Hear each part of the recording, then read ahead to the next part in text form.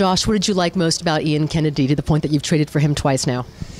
Well, his whole career as a prospect, first rounder, he's always a great delivery and arm action, a guy who can really command 4 pitches, execute, and probably better stuff than people have given him credit for. He's been able to strike guys out and pitch at the top of the zone, but pitch anywhere. And then, that was sort of the first trade. Now, what he's done in Arizona, winning, 45, 50 games, whatever he's done, pitching 200 innings, including a 21-win season, has shown that he can produce like a, middle to front of the rotation pitcher. So I think he's got the weapons to do it, and he's now got, the resume to say that he's capable of those kind of seasons. You mentioned last offseason that starting pitching was a priority then, and I'm not sure you did too much in the last offseason.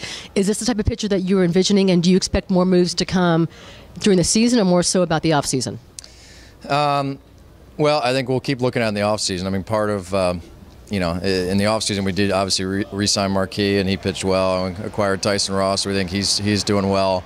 We were hopeful that Corey Lupke or Joe Whelan would return at 12-month mark. That hasn't happened. So, we'll keep working at it. But I think, our injured guys will get healthy.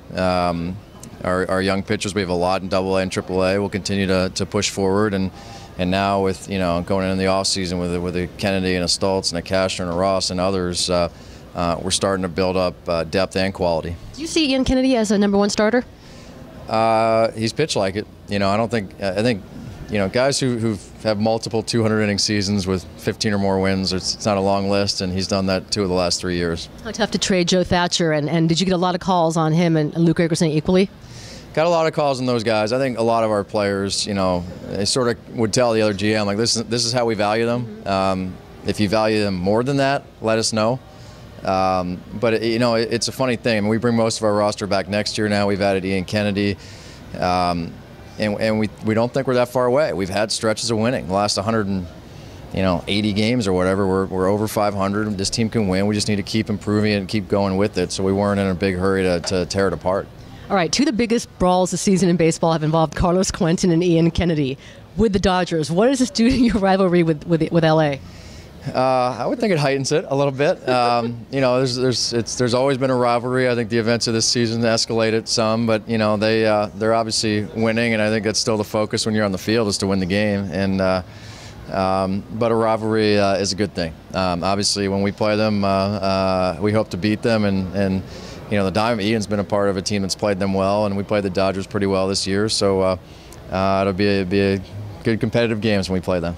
I know there's been a lot of questions about Everth Cabrera. You don't know the answers at this point as to what his future is this season. But do you feel as though the replacements within? How comfortable are you with Alexia Marista? I would guess Logan Forsythe at shortstop. Yeah, if that's the case, those guys will certainly play a lot at short, and maybe we'll look around for another. But I think it's funny. Even the last 2 spring trainings, we wanted to have Logan play a lot of short just to sort of evaluate him. In both spring trainings, he had the injuries with his feet. Those guys will definitely, if that's the scenario, will play a lot at short. Thank you very much, Josh. Appreciate it.